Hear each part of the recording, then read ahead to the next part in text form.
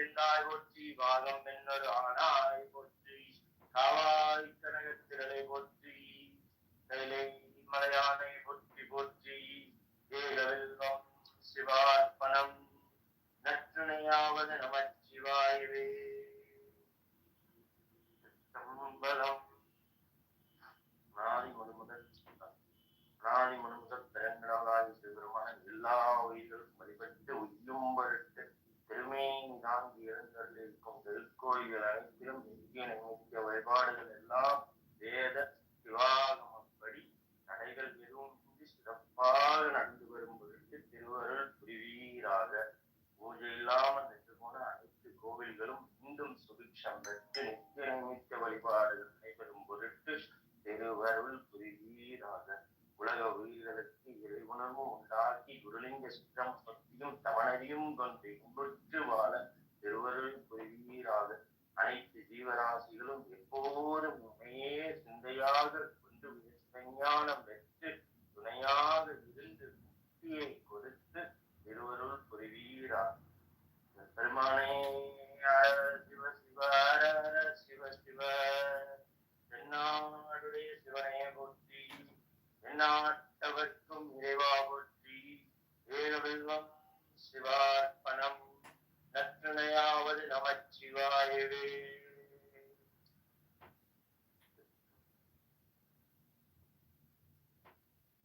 Thiruchitrambalam.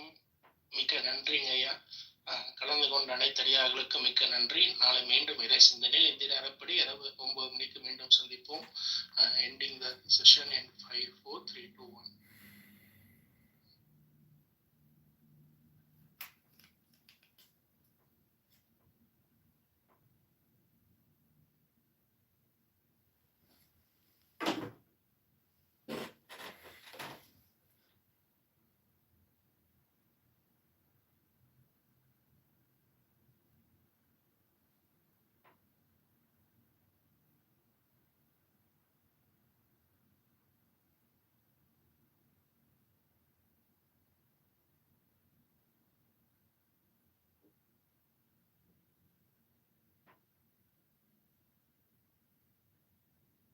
What's going on, Adrian? Hey, good morning. What are you guys doing? We were just interacting with Linda a little bit. She came in and was talking to us in the chat, but she won't come up and talk to us. So that's about it at the moment. Well, then she's enjoying her peace of mind. What you up to, man? I was reading a book about God.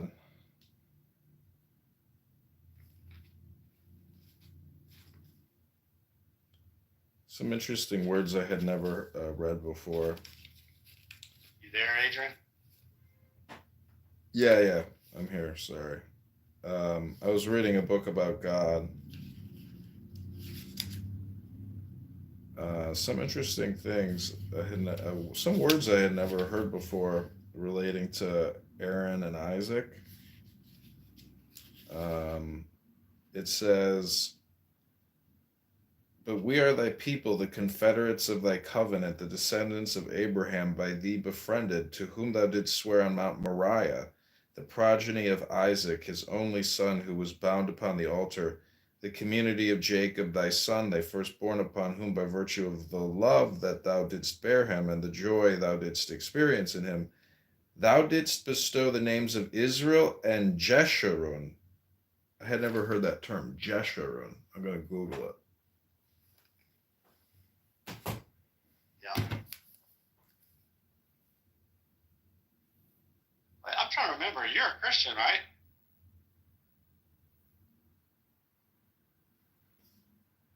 Yeah. It says Jeshurun is a poetic name for the people of Israel in the Hebrew Bible, or Tanakh. It appears in the books of Deuteronomy and Isaiah, is used to refer to Israel in a term of affection. The name means upright one or blessed one. The word Jeshurun is thought to come from a root word that means upright, just, or straight. It may also come from the word shur, which means to see, or be a diminutive form of the word Israel. In the Bible, Jeshurun is used to refer to the new nature that God gave to Israel after Jacob repented and was reborn. The name is given to Israel to represent the new nature that God gave to him through grace. That's what Google's AI overview says.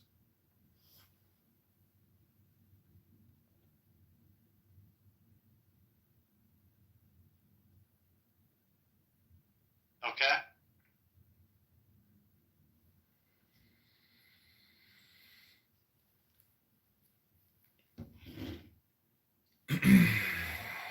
So, what do you think about atheists on this app being highly emotionally reactive people?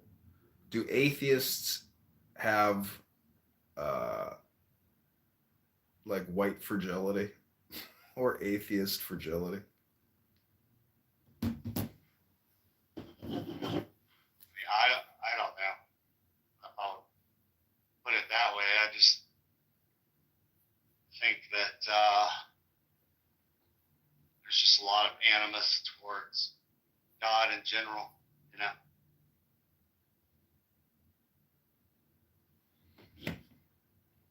What do you think the word God means?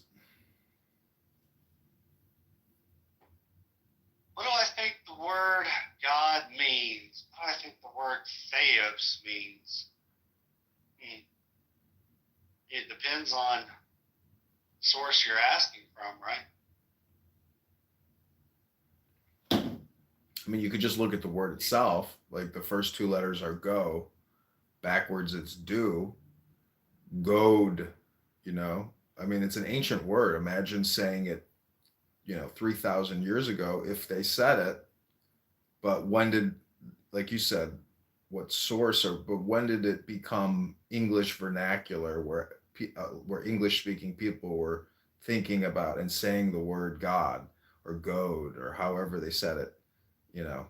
But I don't know. It's just interesting to hyper analyze one word because it's a very, contentious word and complicated word because it means one thing or many things. So, I mean, it's just something I think, it's an interesting word to ponder and constantly seek. Yeah, I'm not really sure what the etymology of the word God is. I mean, it's not a word they were using. The English language didn't even come about for like 1,000 years after the time of Christ. So, in the Greek, it's theos. Aramaic, it's aloha. In the Hebrew, it's Elohim. So, You said the Aramaic was aloha? yeah. Isn't that funny? Like in Hawaii, they use that term aloha. Yeah, it's kind of funny. What's interesting about the word theos is the first three is the, then the second two are os, so it's like the operating system. Well, it's theos. I know, I'm just playing with the word theos.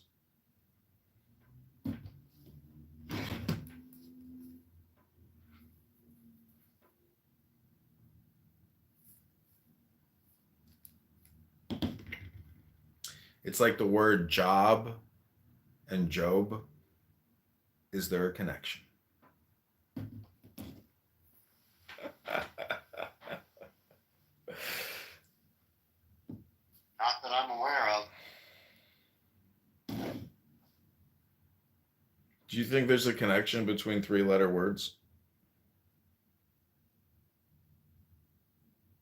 A connection between all three-letter words?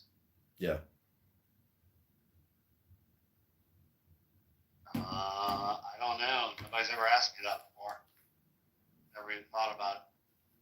Just don't try your little roots for Arabic words. Will be.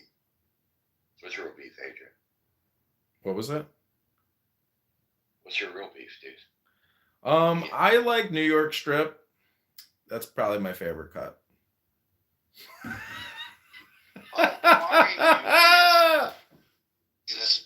When I asked you if you're a Christian and you're not, why did you say yeah? I said, yeah, I'm baptized. I got my certificate. Baptism does make you a Christian.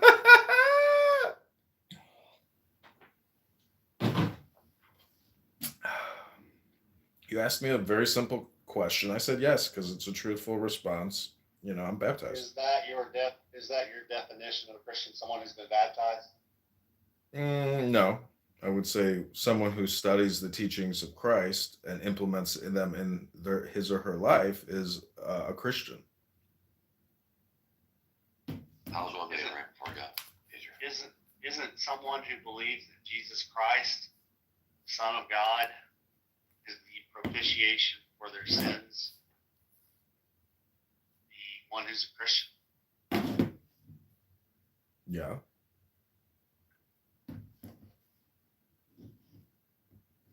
I mean, do you believe that? Yeah. So why did you tell us that? Why didn't I tell you what Ty just told you? Yeah. Because I'm not omnipotent. I didn't know what Ty was going to say. I gave you my internal gestation.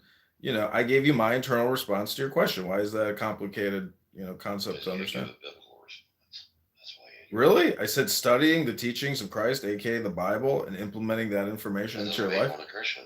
Atheist. What denomination are you, Adrian? Based on my understanding, I would say I'm just like an American Protestant.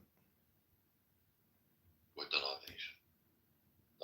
Protestant, or I would say the church that I got baptized into is more like a Jew for Jesus or a Seventh-day Adventist church.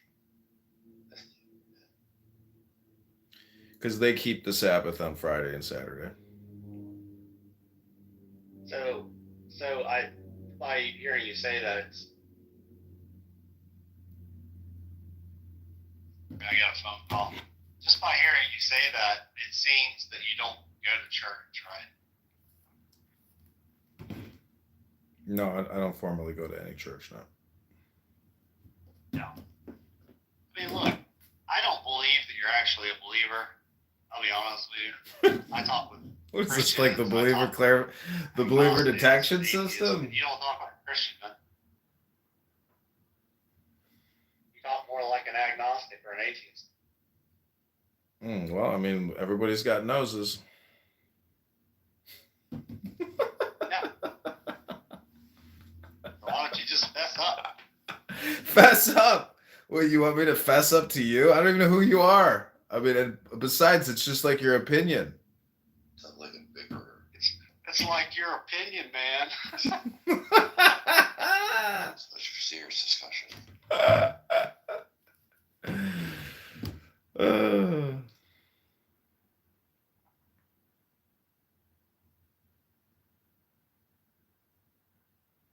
Reading the Bible doesn't make one Christian. The church doesn't make one Christian. Mm-hmm. So when he asks you what makes one a Christian, those don't fly. Well, Ty's explanation. Ty's asking you, how does one become righteous before God? Is it based on what we do? That makes us right before God. So you're holy on the day of judgment. How's one holy on the day of day of judgment? Well, the day of judgment is now. Yeah, I asked you, how is one righteous on the day of judgment, Adrian? To the Bible. I would say repentance is the way. So if you just say, okay, I won't do it again, that cuts. No, it's more than that. What else do you need besides repentance? It's comprehension of and understanding, which gives one true repentance. Understanding of what? Of the wrongs that you did, the violation of the law. Okay, so you just say, you stand before the judge going, okay, I won't do that ever again. Does the judge let him off the hook or what? Yes, your eternal Father is loving, kind, compassionate, and forgiving. Yeah, but there's still a guilty sinner. So if God's a just judge, what's he going to do with the guilty sinner? Probably punish that unjust lawbreaker. Correct. So repentance doesn't cut it. What else? No, I'm saying repentance is a way to the Lord eternal. You're not Christian. You're not mentioning faith at all. Yeah, I mean, I don't understand the pretense, man. Yeah. The pretense? So you've been taught a false gospel. The gospel of Jesus Christ is those who have faith and trust in him alone for their salvation. are justified in God's sight because he obeyed the law perfectly, the law which we don't keep. The believer's credit of his righteousness is imputed to us. That's how we have just standing, righteous standing before God. It's on the basis of another, not our own. That's the good news of the gospel, Adrian. If you knew the biblical gospel, you would have told us that. Wait, can you tell me the good news of the gospel in one sentence? Just one sentence. Do it again. Repeat it. That was a long one. I just laid out. I just did it. You need me to repeat it. Yeah, give it to me in one sentence. Taking notes. Why? Yeah, I got a pen and paper. I'm taking notes here. Why are you asking? Why are you asking for it to be in one sentence? You claim that. Because if it's such good news, it's got to be pretty simple. Can you simplify it into one sentence? And I just laid it out. Why are you bickering with us? I'm not. I'm asking you a question. Adrian, I just laid it out for you. Now you're like, I just gave you Philippians 15 verses 1 through 5. That Jesus' sacrifice saves us from our sins, and we can't contribute anything to that. It's what he did. All of his works out of our own. That says by faith in him alone, we're justified. That's Romans 3, 4, and 5. Abraham believe God and credit to him as righteousness. I said the believer's credited with the righteousness of Christ. That's how the believer has just stand before God by faith alone, not by works. Paul negates works in Romans 4. He's not a God. So now I can get that down to one statement for you. It's a bunch of propositions in Scripture. Paul just didn't say one sentence for Romans 3, 4, and 5. They're whole sections of Scripture to teach that. Why do atheists always say, condense it down to one statement? It's like, oh my gosh, it's ridiculous. I'm like, why are we supposed to do that again? I don't see where I'm required to do that by anyone's obligation. It's so dumb.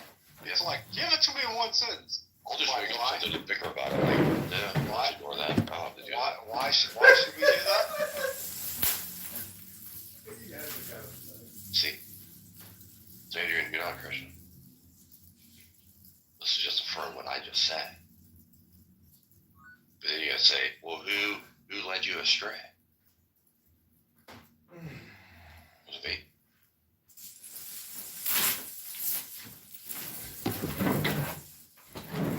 Sorry, what was that? I had to go to the bathroom.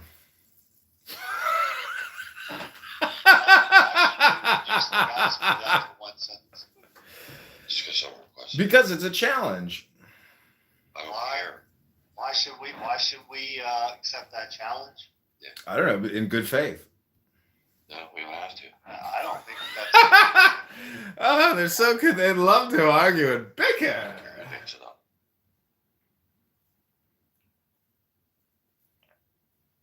It's a little game you play on.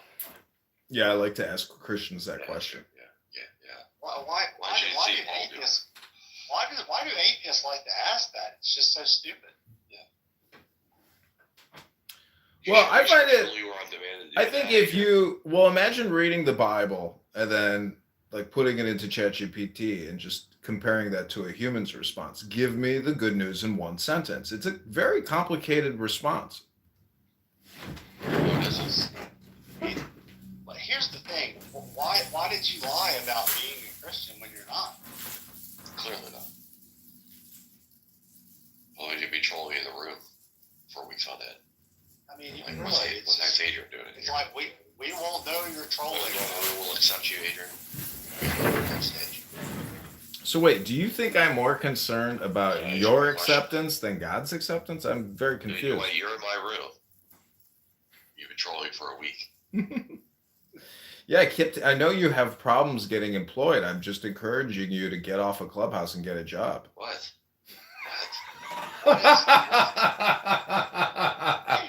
Why? Answer this question. Why did you lie about being a Christian when you first came in? I didn't lie. I am a Christian. We are showing. Now you're lying again. Yep. So. Yep. Goodbye, Adrian. That's right. Why do you think you are? Oh.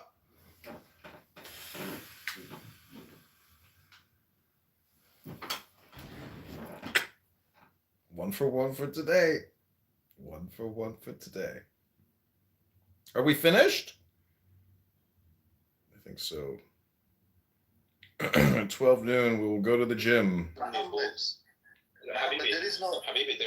I can get you. For example, a reliable narration, okay, and I can also get you mass transmitted narrations from the Shia books in how we perform our salah. I can show you that. Yeah, but you cannot provide this. Muhammad, you cannot provide Mehdi. When you actually trying to appeal and pretend not to be a Quranist, you're actually appealing to Sunni hadith. I'm not appealing to any hadith, Muhammad. It is the day when a soul will not possess for another soul power to do a thing, and the command that day is entirely with Allah.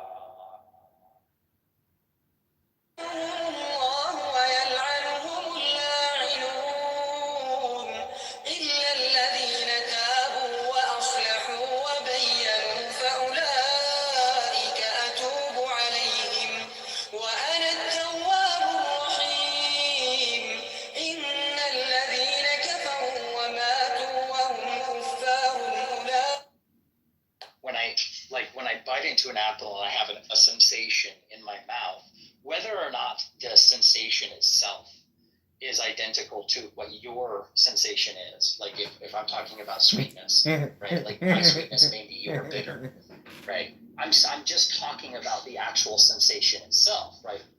And that's what I'm saying is referential. Is there is some sensation that I'm labeling sweetness, and that when you do the same thing. Jesus Christ, are you still eating apples? This guy. You haven't had any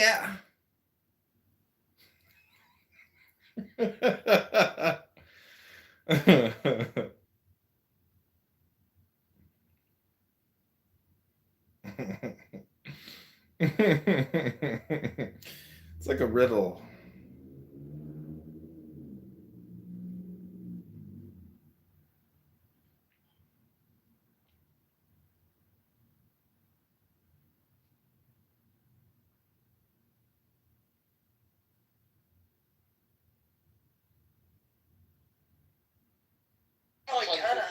أنا بيني وبينك شيء قبل مشكلة وياك. ديا وكالة. لا ما في مشكلة يمكن سياسة. For my kid, I should be allowed to spend $30. That's my parental choice. You don't have a say in regards to that, and I feel bad that there are cases of this, and women go through this too. Some women have to pay support, and they're just like, "That's just milking me. He's taking my money, and he's going out driving a brand new truck and getting new fishing poles, and going on these trips." The same can be said. I just think that if you're really all those people that are really concerned about the kid's soul being, then it should be clearly evident that neither side can fully be trusted to the extent that we need to. Brad, the best child support hearing I was ever in was a divorced couple. Mom just started work. Dad obviously had a great job. He had an amazing job. I forget what he did, but he made a ton of money. And the initial amount that they agreed to prior to divorcing, and they had it in writing, was, I don't remember what the amount was, but the because of his income, she was entitled to more. So when they were before conclusion of the case, they were reviewing child support, right? Because statutorily they had to, and the amount that she was entitled to, like I said, was way above. And so the judge asked the lady, he was like, "Well, can you identify areas that are?" They kicked me from Chillism, thank God. You have to have certain kickbacks to these people. Do you know what I mean?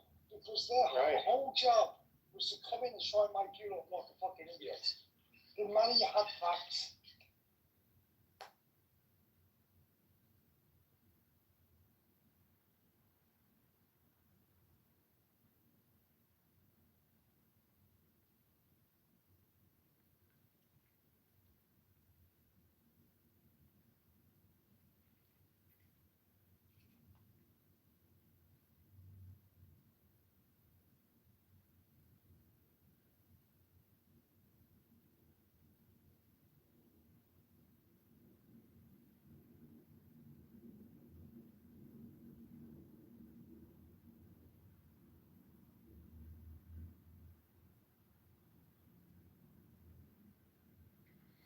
Okay, everyone kicks Adrian Dittman, USA.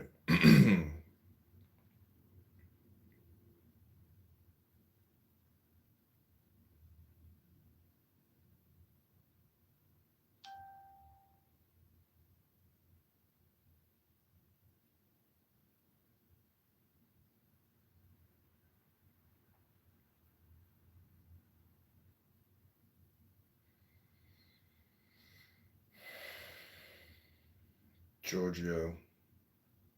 Look at that photo. God, you have the funniest PTRs. So what's so funny is I think people look at that PTR and they're like, "Oh, that's what Giorgio really looks like." It's amazing how we actually the brain thinks immediately. You know what it sees is the real thing.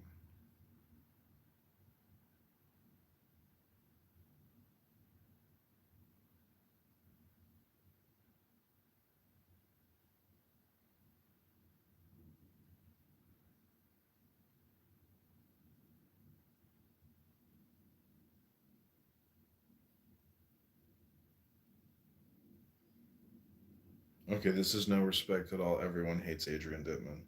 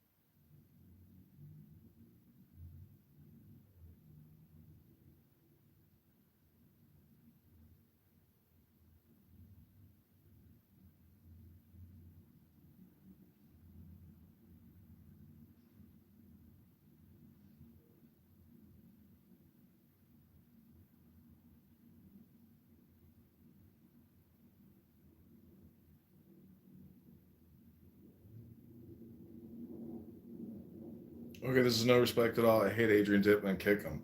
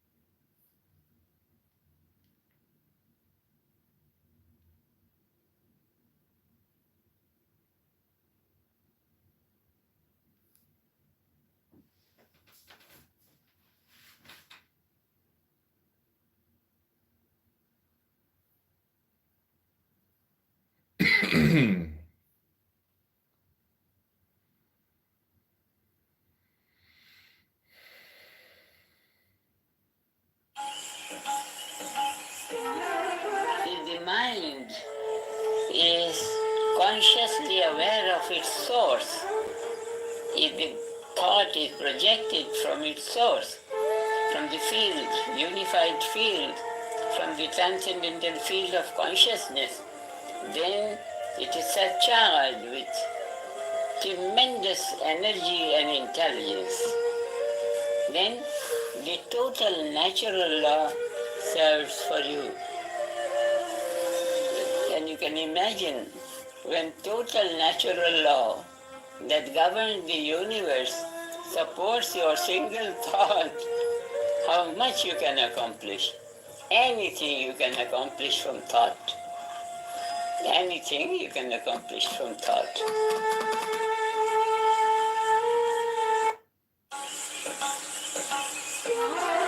If the mind is consciously aware of its source, if the thought is projected from its source, from the field, unified field, from the transcendental field of consciousness, then it is surcharged with tremendous energy and intelligence. Then the total natural law serves for you. And you can imagine when total natural law that governs the universe supports your single thought, how much you can accomplish. Anything you can accomplish from thought. Anything you can accomplish from thought.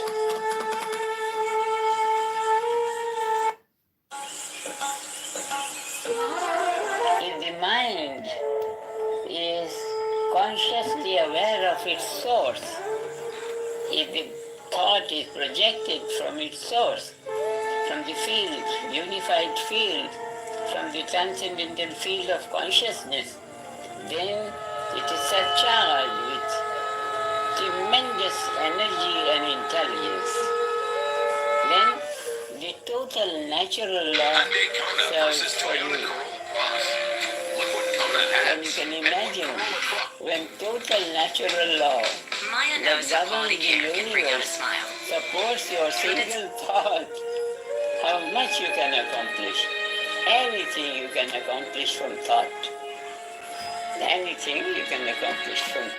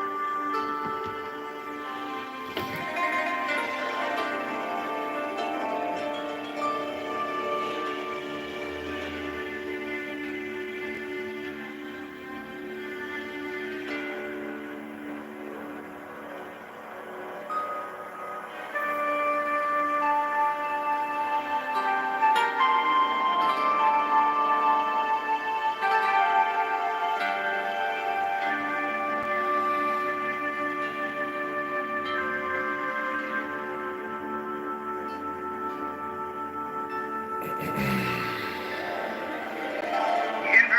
of faith. Procul, o procul esti profani, on lasti, on peda. In the name of the mighty and terrible one, I proclaim that I have banished the shells unto their habitations. I invoke Tahuti, the Lord of wisdom and of utterance, the God that cometh forth from the veil.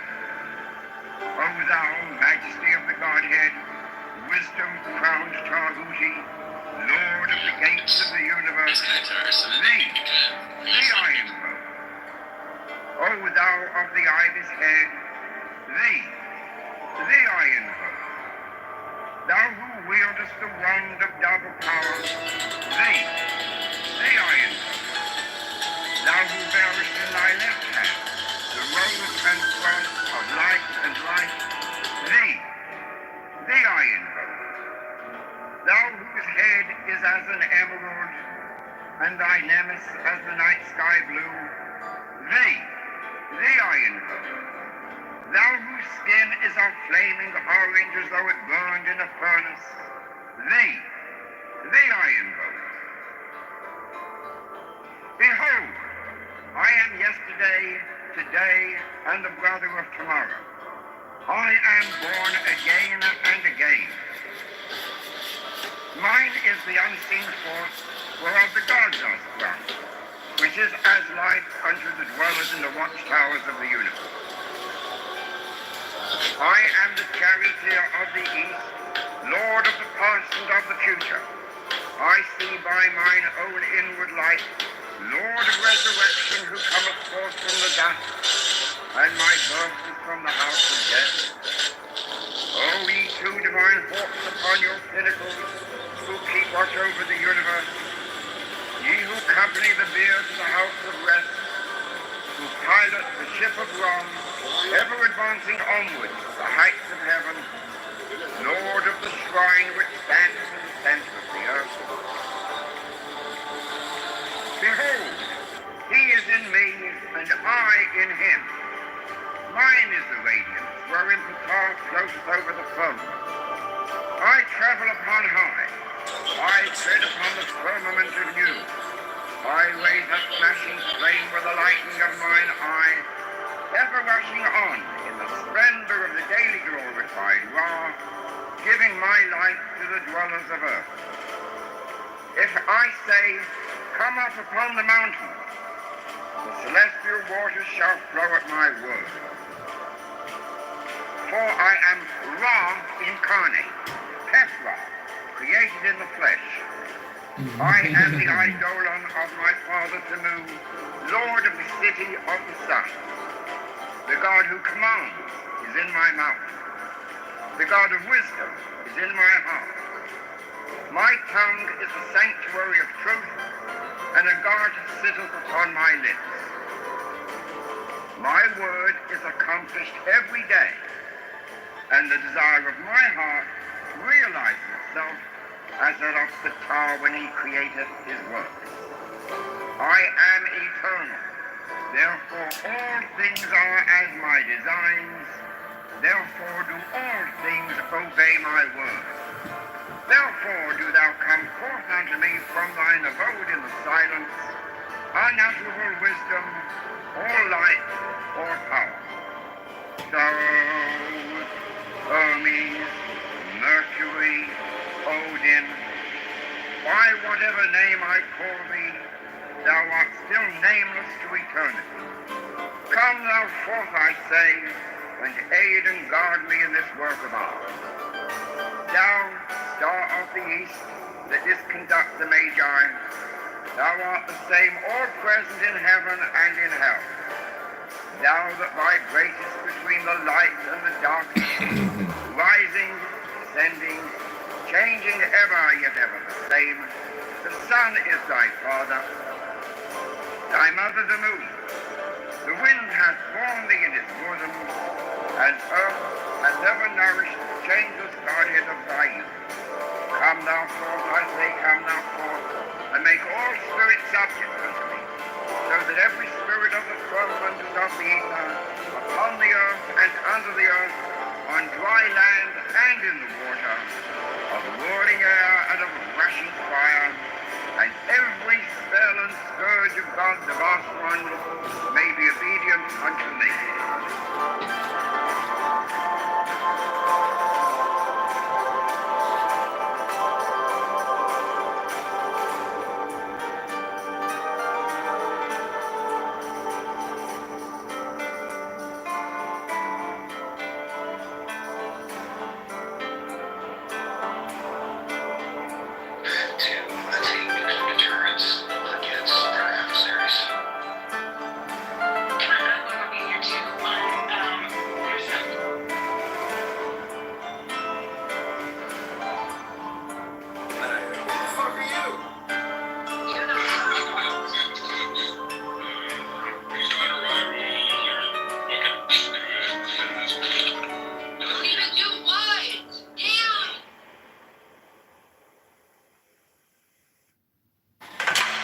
Want to turn hair loss into hair? The truth is, behind closed doors, the P word became my secret sin at age 10. And for the next 17 years of my life, The bornless ritual. Thee I invoke, the bornless one, thee that didst create the earth and the heavens, thee that didst create the night and the day, thee that didst create the darkness and the light. Thou art Asa or Nepha, whom no man hath seen at any time. Thou art Iarbes. Thou art Ear, a Pophress Ra. Thou hast distinguished between the just and the unjust. Thou didst make the female and the male. Thou didst produce the seeds and the fruit. Thou didst form men to love one another and to hate one another. I am Uncle the Consu, thy prophet. Well, ratios are very low in Silicon Valley. Something that I didn't know. Actually, okay. Now that I've got better at pool, like 2 times ago, this girl Kylie from San Diego just walked up to me and was like, "Hey, what's your name? Let's talk." So then I talked to her, got her number. So it's okay if you're good at pool. It's fun. Was it your excellent pool playing skills that attracted her? Well, they're like I was telling the guys earlier, like they're mostly gay men. They're mostly gay men playing pool. They're mostly gay men playing pool, so I'm the one of the few straight guys. So girls will just walk up to you, you know. How do you view? Because like I like golf, and I think there's like similar psychological states of mind, brainwave patterns that probably happen when you're stroking that rod, like getting like actually making those shots. Like, how do you view your focus, like in the moment as you stroke it? Sometimes I think of the stick as a penis, yeah. Look, do you use English? Can you play English shots or no? What are English shots? Spin, backspin, side spin. I don't do any of that. I just do. Okay, so I will do backspin to prevent the cue ball from going in the hole. That's English. It's just only the backspin word. English will give you left and right and follow. You can. I don't know any of the terms. Do you play? I'm self-taught. Forward spin. You can make it go forward also to avoid going in the hole. You can do that in tennis and golf too. Slicing and hooking. I know about topspin. Okay. Yeah, I don't think they call it topspin, but regardless, I mean, I've played a lot of pool. I'm an instant pool player, dude. I can make it pretty much every shot. Come on, man. Morel, do you? If it's a straight line shot, you need to like fire off a $10 bet against one of those gay guys. You need to tell this to the girls in the bar because this is pretty much a sausage fest here on Clubhouse. Morel, you play poker too, right? Do you see any similarities between your pool game and your poker game? No, but I see a lot of really top pool players who enter tournaments and love poker, and so I think it's a different skill set. But the top pool players are going to be able to play poker. They already like it. They already like gambling as well as physical reads and stuff. They play in a certain style. That's how I've met a couple of the top players. Do you think there's like a telekinesis in poker? Because it's not just statistics, but there's also that bluffing element. So is there like a third eye? Yeah, it's very strong. Huge read element. They call it field play or reading. And there's very little written on it. But Helmut, for instance, excels at this. He's not good at math. He's not good at the actual gameplay. He's not sharp with the solvers or any of the math. This guy can. Well, have you ever like thought you were reading? Have you ever had the experience where you thought you were reading somebody correctly, and then it turns out they bluffed you? And then like, what's? Yeah, all the time. Yeah, this acting. You'll get that acting level. Yes.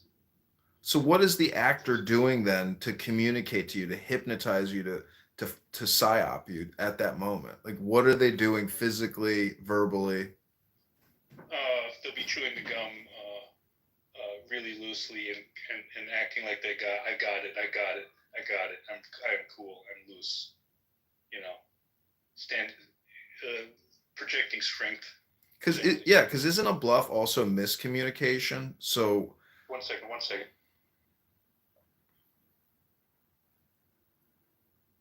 Marcus, what's going on? You're slipping in the trolls right under his nose. No, these aren't trolls. These are like, I think, really interesting. Dude, telekinesis? Or do you just not know what that word means? Because if you don't know what that word means, I get it. But no, I don't mean like communication, you know, through the ether. I mean, I guess I had the word just a second ago. It is telekinesis is moving things with your mind. Oh, then what is communication without speaking? Like body language, not being autistic. No, there's no. There's another like indirect communication. No, there's another word similar maybe to telekinesis. I understand, that it's moving. Nonverbal communication. No, like what would you call it if you could communicate without speaking? And like we were able to like literally nonverbal communication. No, there's got to be some far out technical term for the ability to transfer thoughts without verbal or nonverbal communication. Without verbal or nonverbal? Yeah. Well, if you're not using your words and you're communicating, it's nonverbal. I get that, but I'm saying that I could Google this, that there's going to be another term out there similar to telekinesis, which is moving objects with the mind versus exchanging information through nonverbal. I mean, please do Google it, because I'd love to know. This would be new to me. I'm going to Google it. This is why Google was invented. What would be the search? I guess antonyms for nonverbal communication. Oh, wait, let's just do the you would want a synonym, not an antonym. Okay, so synonym. Let's just do communication. Transmission, imparting, conveying, reporting, presenting, passing on, links, connections, spreading, disseminating, promulgating, broadcasting, circulating. See, that's not esoteric enough, like telekinesis. Let's do Why do you want it to be esoteric? Because I think there's like an X factor in poker or pool where when you're in the moment, like have you ever heard of the story of the baseball player who pitched the perfect game on acid? Like there's a state of mind which I think it's like brilliance, where if you're at that poker table and the outcome results in the win because you figured out that guy was bluffing you, like it's just an exciting thing, I think, to pontificate or hypothesize or just communicate about. Okay, I see. So then in the pursuit of that understanding, would you go for more esotericism, or would you I got the term. Simplify? I Googled it. Telekinesis. Another word for telekinesis is clairvoyance. Telepathy. That's the word I'm looking for. Yeah, telepathy. Okay. You can see the wheels turning. Some of this is deductive, though, Adrian. So for instance, with the actor, the guy who puts in a big bluff, and he's chewing his gum slowly, he's acting strong. This is like a first level kind of read, sticking his basically, the actor, you can break him down if you can just get him to talk.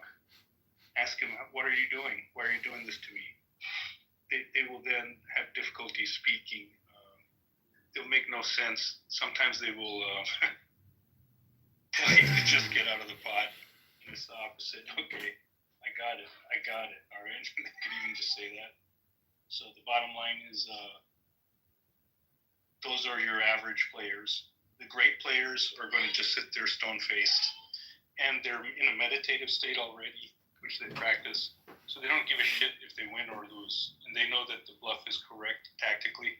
Some of these guys are also really good at the mathematics and the solutions. So they already know if you miss, you're supposed to bluff here 70% of the time. They'll look down at their watch, randomize the time, 70-30, bluff or full or check back. So and then they'll just bluff. So they have no attachment to it. It's just a mechanical move. So they will not have anything. They'll just be the same as usual.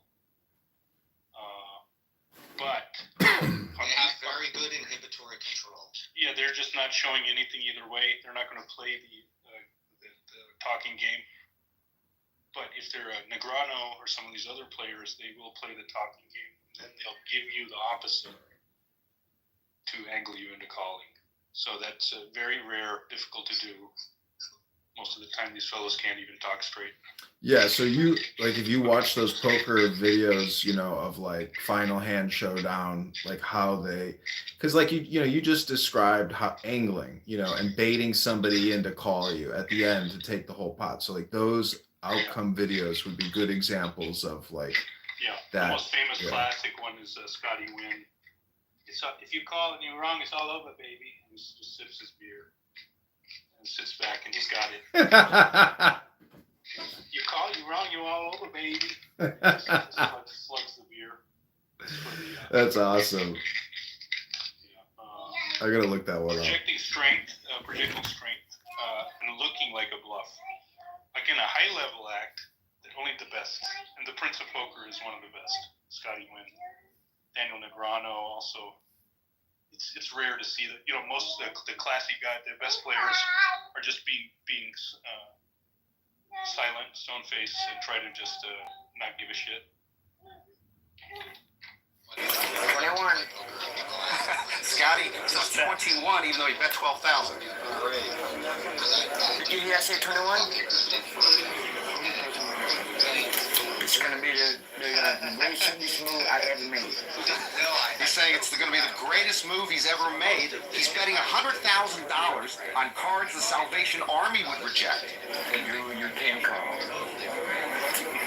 Too much for you. 100,000, that's too much for you. If I have good cards, I win. No. They're just going to pass. Like 20 times. What you got? Figuring me out. I threw it in a bluff and cleared the fucking table. I bet 100,000 with his hand, baby. No. I can't say it was effective. Turn over. Hall of Fame bluff. I told you 21. I thought I played blackjack. God damn.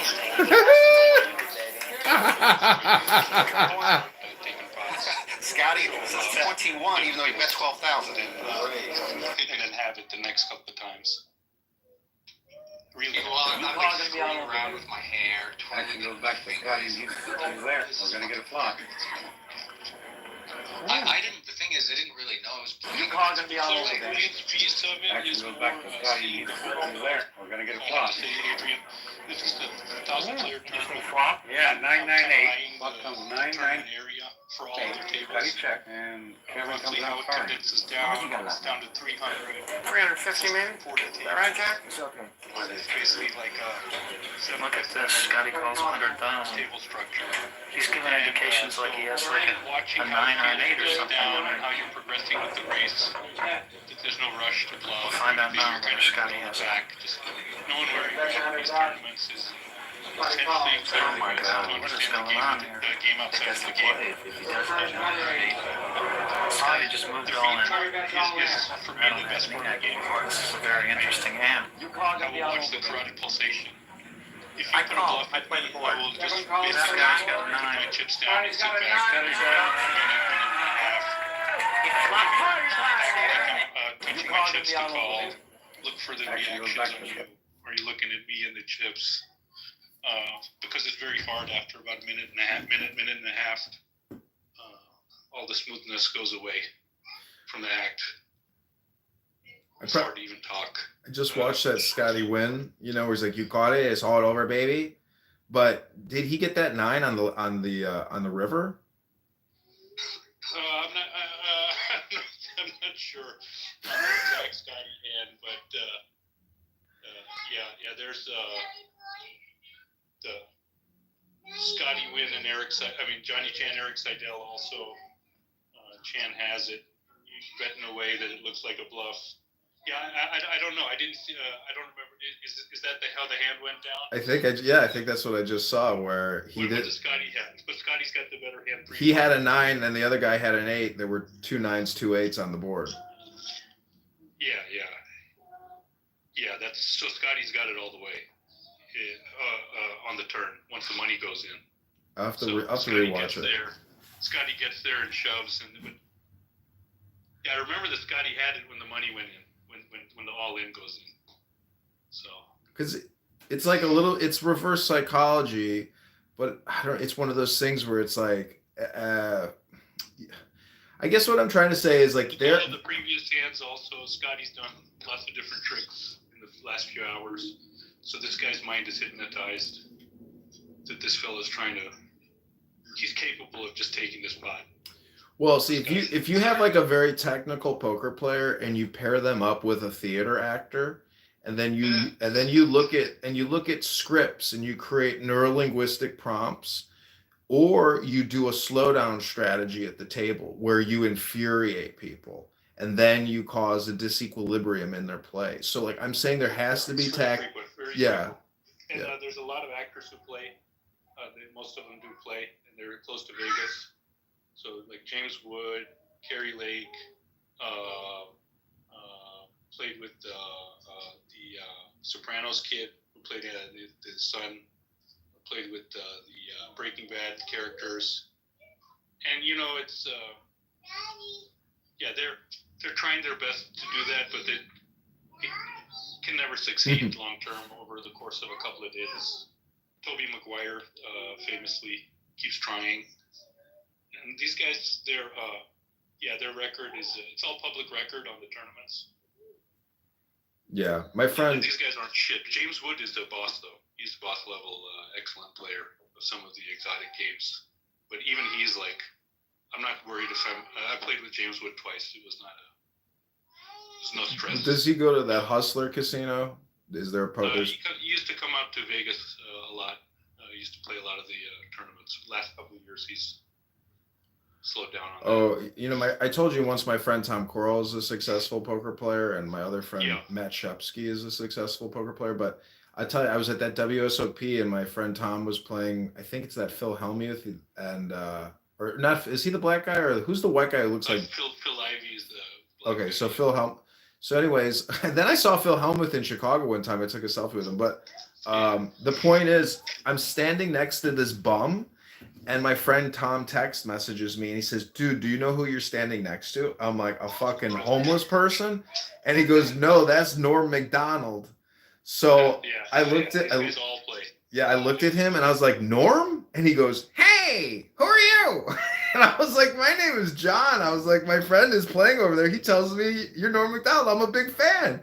He goes, "Oh, that's great." And so I told him I was there on leave and I was in the Army. And I said, I could bring you back to their base and you could do stand-up comedy. Everybody will love you. He's like, "Oh man, here's my number."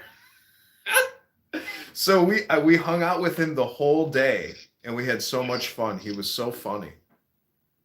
Yeah, these guys are kind of third-rate poker players. The other guy is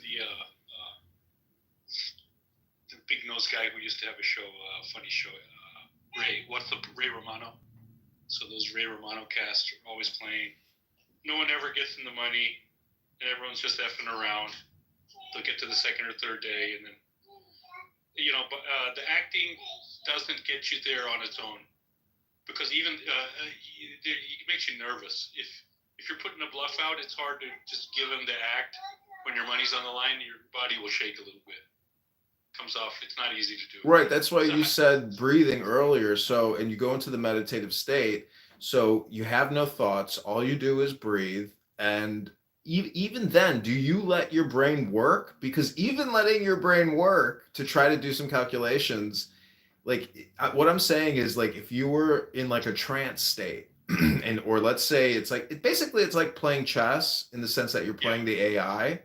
So like, I don't know. There's a poker, table or poker room near me at the casino, and like I'm tempted to go in there, and not gamble much, but I just want to have the experience of trying to meditate. The problem is that at the low stakes 1-2, where it'll be a $200 buy-in, you're not going to get this many of these spots. All the players are just playing like a lower level player, and they're not playing the higher level game. They won't even be bluffing much, quite honestly. If you look, you can just go join like at my local casino here for $100 buy-in, they give you 15. There you go. Chips. This is exactly what I was going to say. Small stakes tournaments are way better because it's life and death. If you lose, you have to walk out to your fucking car like a mope. It's not even about the money. It's about, man, I've been here 8 hours. What does it take to make bluffs at that point? These people lose their shit. Their fucking neck starts jiggling from their carotid artery. It's hard to make a bluff. These are multi-millionaires. They come to Cherokee, they play the 400. I've done really well in that 400 tournament, which goes 2 or 3 times a year. But yeah, they're very wealthy. When they bluff, they just can't keep their shit together after about a minute. And when you bluff them, they're really good action. Sometimes they'll just call. By God, they read you too. So it's a fair exchange. And poor players. Yeah, baby. Yeah.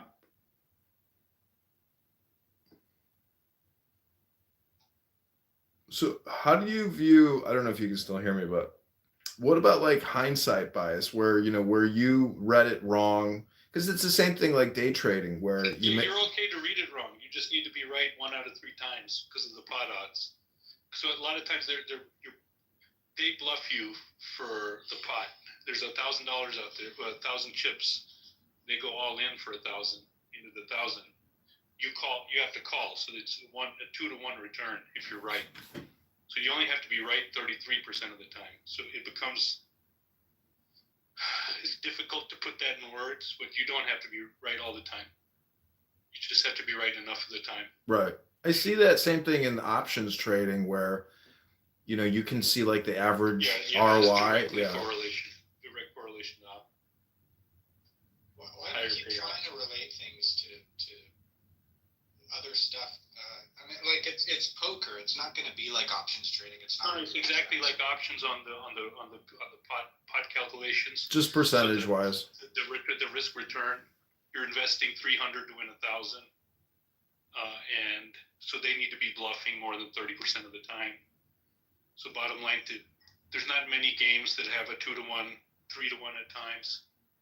It's basically margins. It's a margin on the transaction. There'll be 1,000 out there, and they'll put 200 in. Some loose-looking guy, and this is where it comes down to the person too. Someone who bluffed already 20 times that you've seen in the last couple of days, and now he puts 200 into 1,000. So you really only have to be right 10% of the time. Maybe 1 out of 5 times for that to be profitable. I created this website.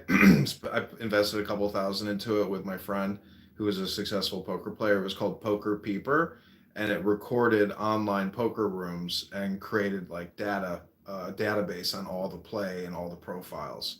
So he was using that database online in order to do more systematic betting, I guess, with that data at hand.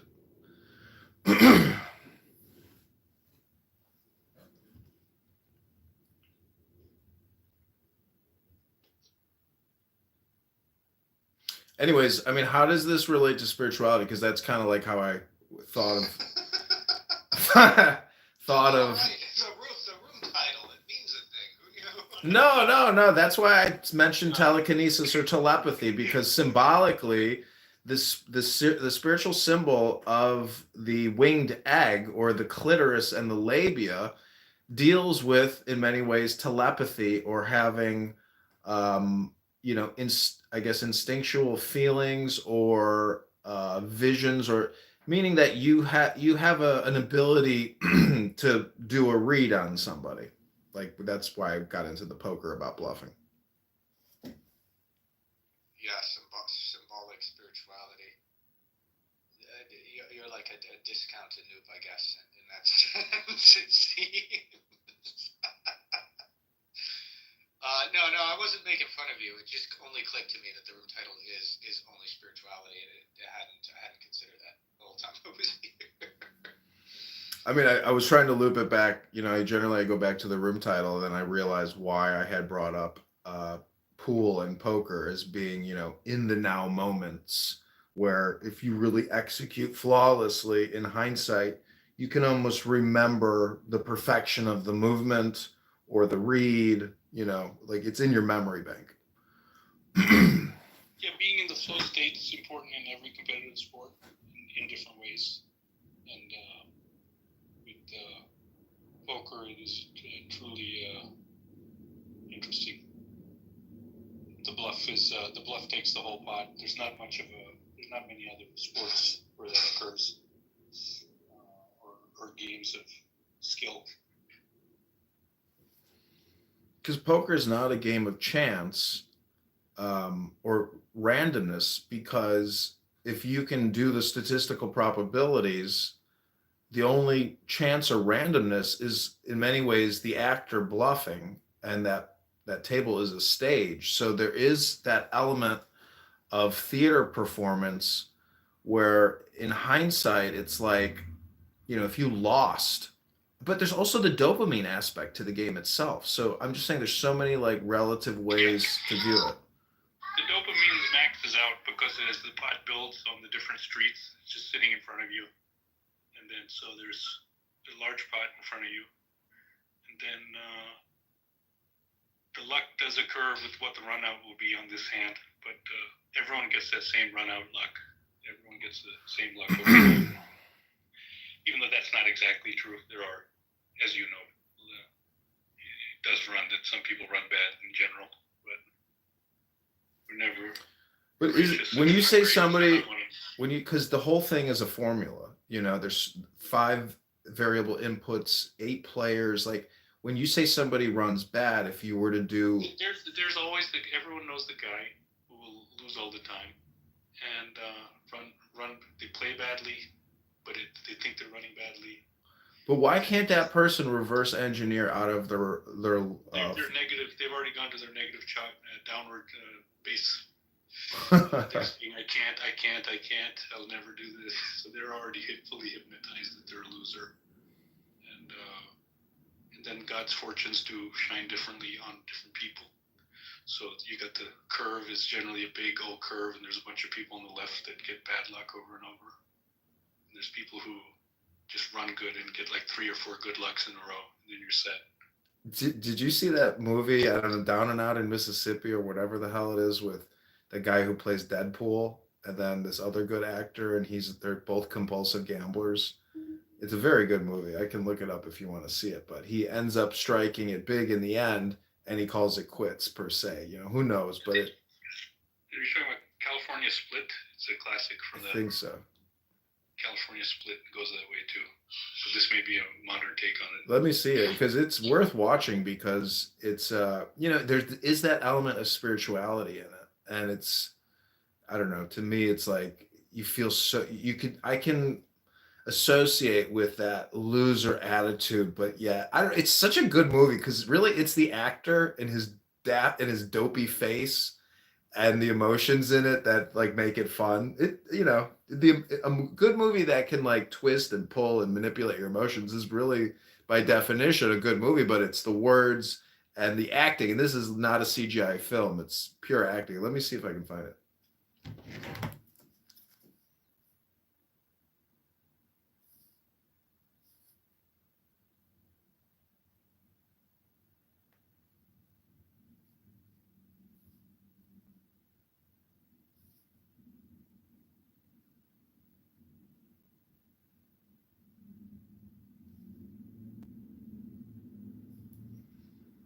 Yeah, it's called Mississippi Grind. 2015 American film written by Anna Boden, Ryan Flick. It stars Ben Mendelsohn, Ryan Reynolds. It's called Mississippi Grind. It came out in 2015. It's a film about two poker players who strike up a friendship and go out on the road to win their big dreams. It's fun. It's called Mississippi Grind.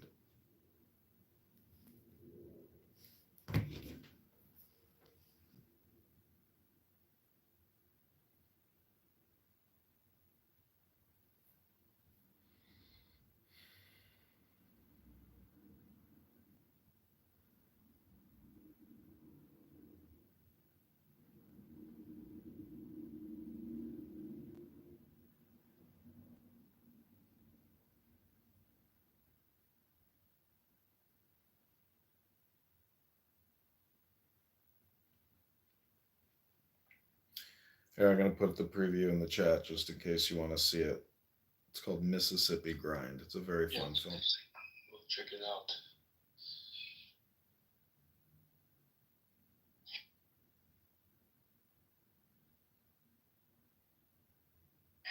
I was telling Rahul, it's for me very instructive and a bit fun playing tournaments, and they do host them. The Golden Gates, I think, is in your area. What, poker? Hello? Yeah, we were talking about poker. Then I need to learn how to what do you call it? The Latin American dance, what it's called, bachata or whatever. I need to learn that next.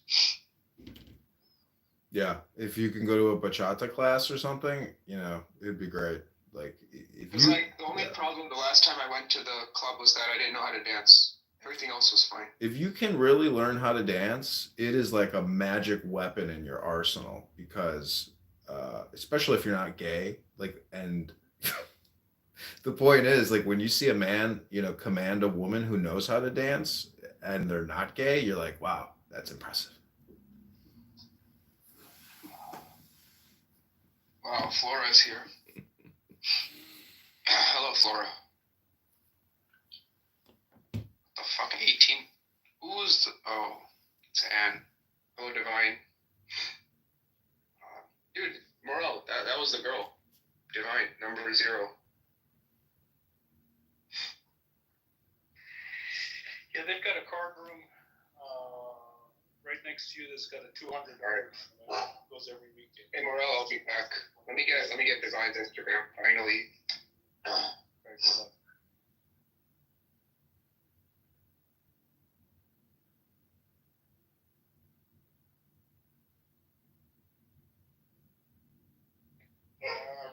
Our man sees a red flag and he goes right for it. The best. It's some very, very, very short-term dopamine.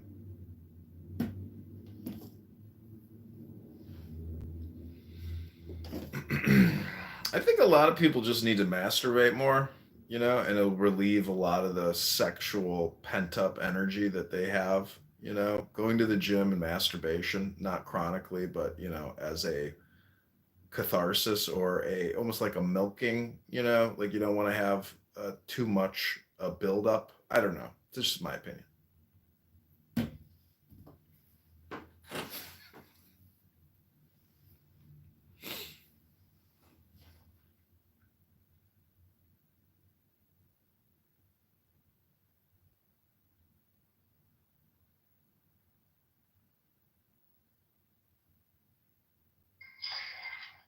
Well, gang, is everything going okay in your world? We will maybe see when Rahul comes back, when more can occur. Hear about the report, go from there. But for now, we have Vaita Curata, beautiful Flora. Feel free to come up.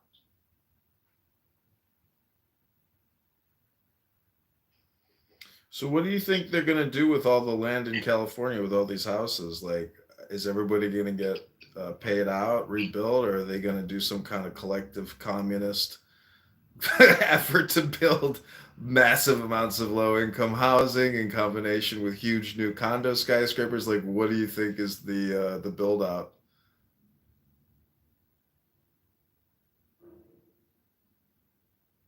I know it's not spirituality, but you could take the metaphor of the house as being, what we're always discussing. Yeah, since there's a long-term solution, it would be probably people. I'd say they'll just rebuild, but I don't know about the insurability. I don't know if they'll get paid out. The ones, insurance companies are going to get into some trouble on this one. They're going to need to get bailed out probably. But yeah, if you're going to go in and buy one, you'd want to buy 4 or 5. You could buy 5 or 6 plots at once. This is the time to do it. Yeah, hotels, high-rise condos. It's building code, though. I don't think any of that's allowed in Malibu. Yeah, but with this type of devastation, I mean, they're going to probably try to come up with some creative new solutions and do things a little differently and appreciate the land more. I mean, to have more housing and high rises on that Pacific Coast Highway, like, what's the problem with that? Other countries do it. Like, it's just so exclusive. And but it's just so beautiful. It's like, how do you destroy it by making it, larger amounts of people to enjoy that beauty? But for the most part, it's stable land. I mean, these fires are just, you know, I don't know. I mean, it's terraforming. They've always been making fun of the way they've been building in Los Angeles, and terraforming the mountains and whatnot, and not doing it naturally or ergonomically or in terms of feng shui. But maybe this is the result of that, or yeah.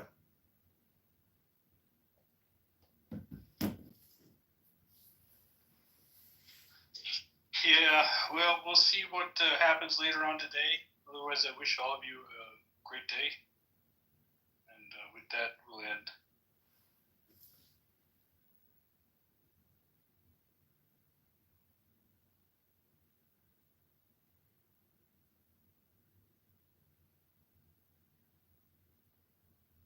She's feeding her cat or her dog. Who knows?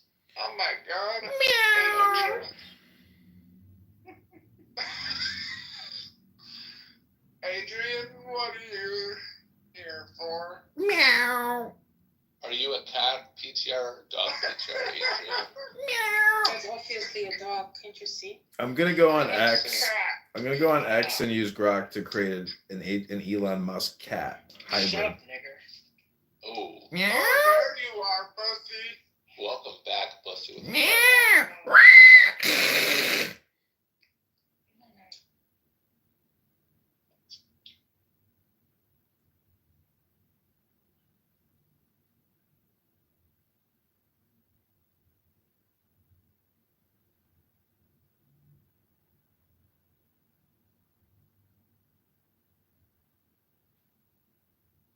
They kicked me. Talking because we were colonized by the British. Doesn't matter. Now it's So very that's why. effective. It's very effective. And one more thing is, yeah.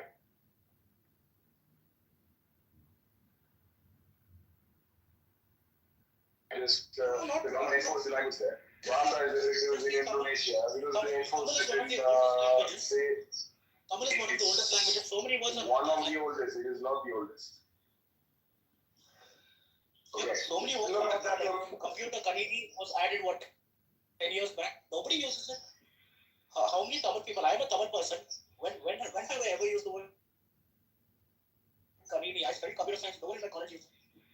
Yeah, that's because the Tamil Nadu government did not enforce Tamil as the major language in all the schools. The medium of instruction should have been Tamil. Then they would have made Kanini, They tried it twice. Well, writing is not good enough. They have to enforce. You know the meaning of enforcing? Enforcing means you have to enforce the state government schools, the government schools, the CBSE schools. 2 years I had to learn Tamil. Just out of it. Hold on, man. Madara, hold on. Let me finish my point. So, The government in Tamil Nadu did not enforce the language. If they had enforced, you would be using Kanini very commonly. They did enforce it. I remember in school, like. But it's not good enough. They did a shitty job, obviously. Whatever. So they enforced it.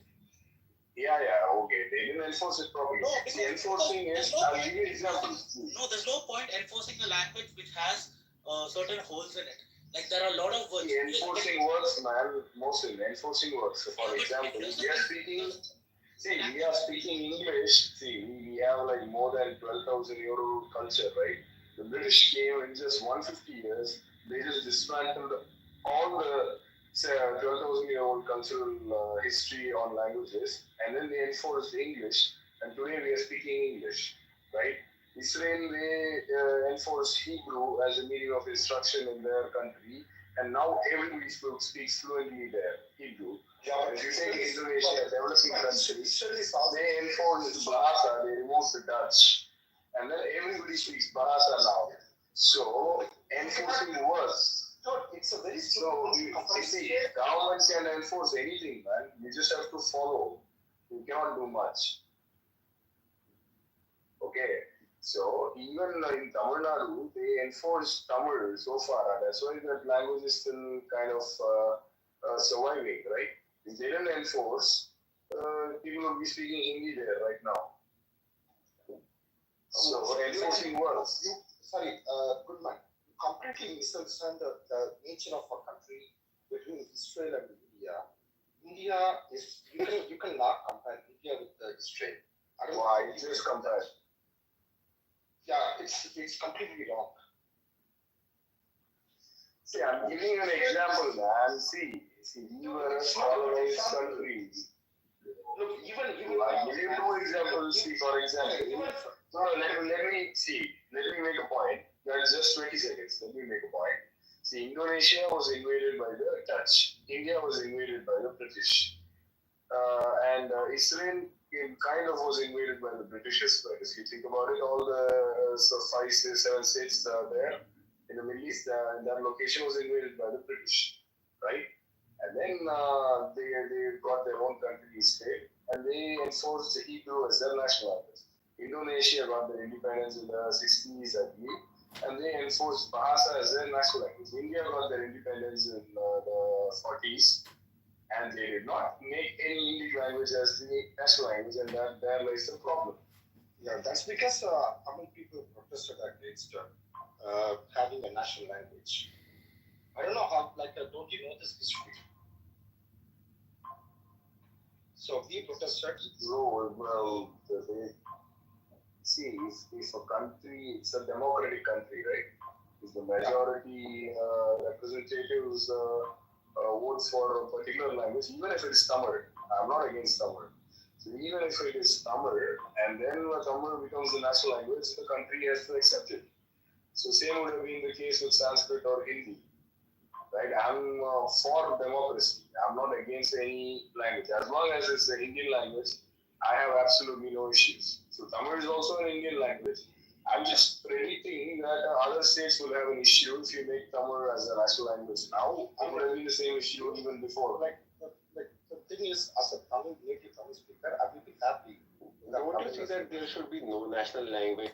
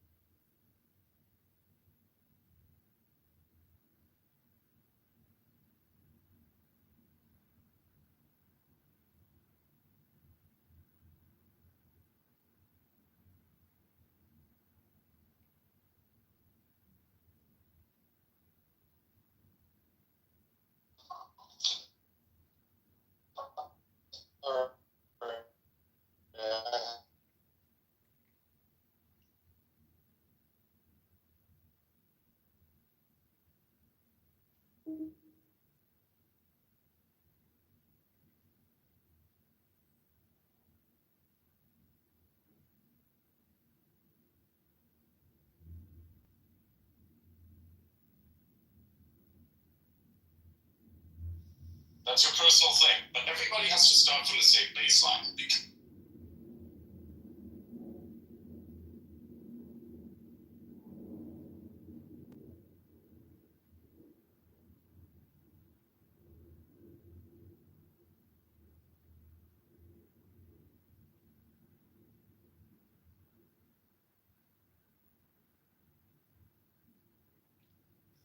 That's your personal.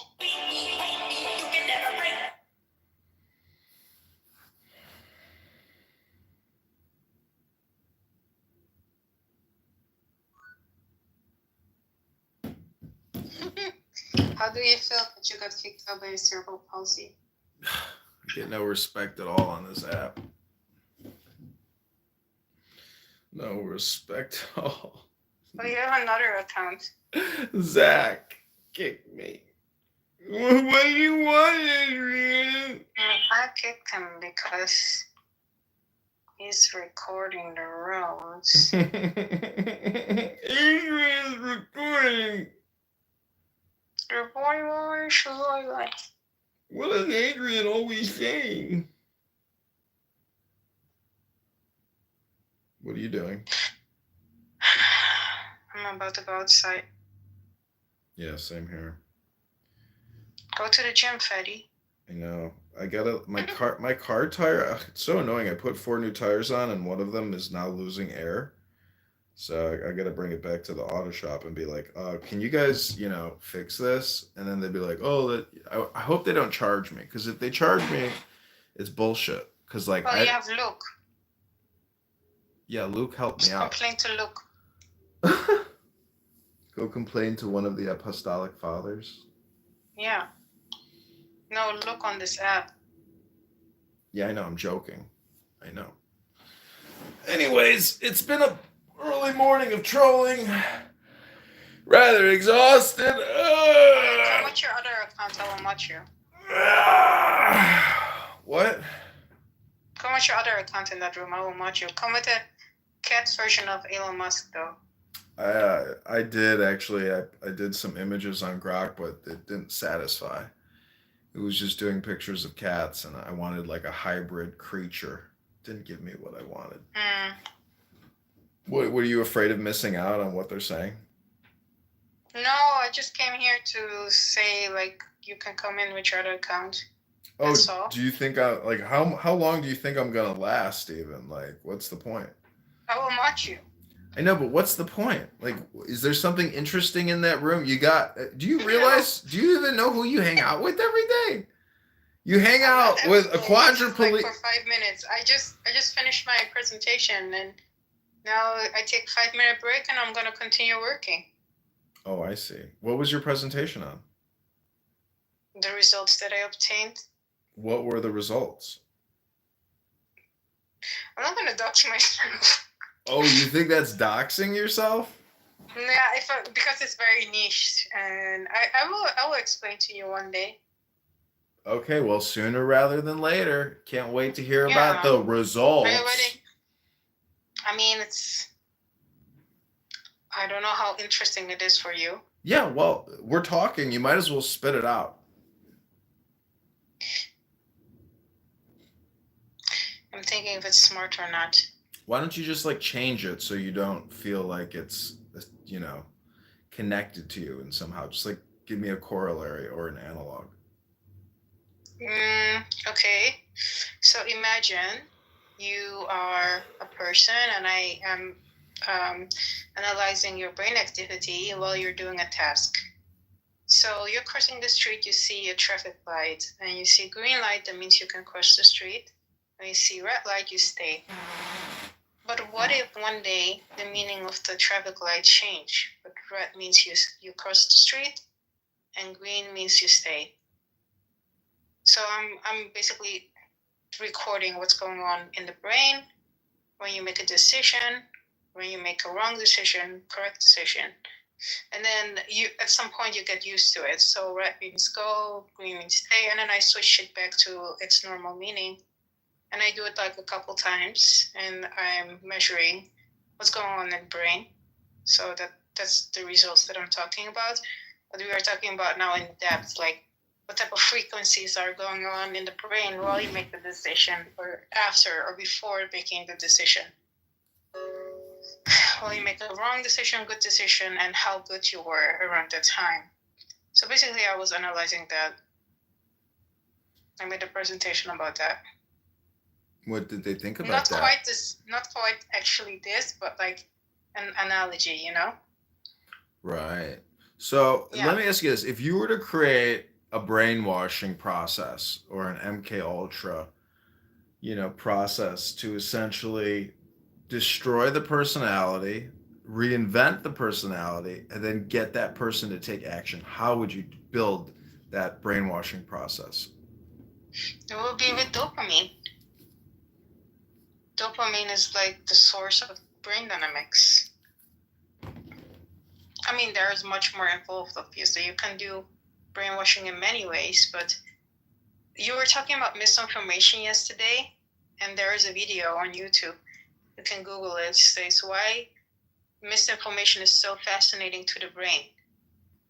And it is very fascinating because it has some sort of shock value.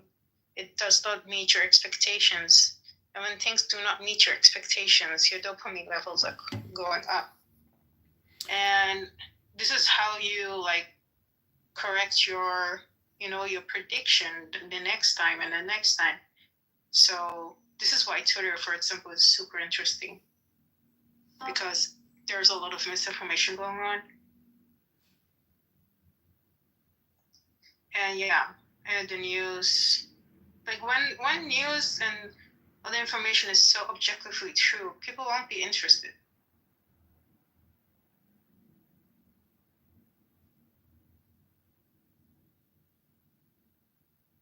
But you can Google it if you're interested. There's a video about it. I don't know if it's going very in depth or not, but it's quite interesting.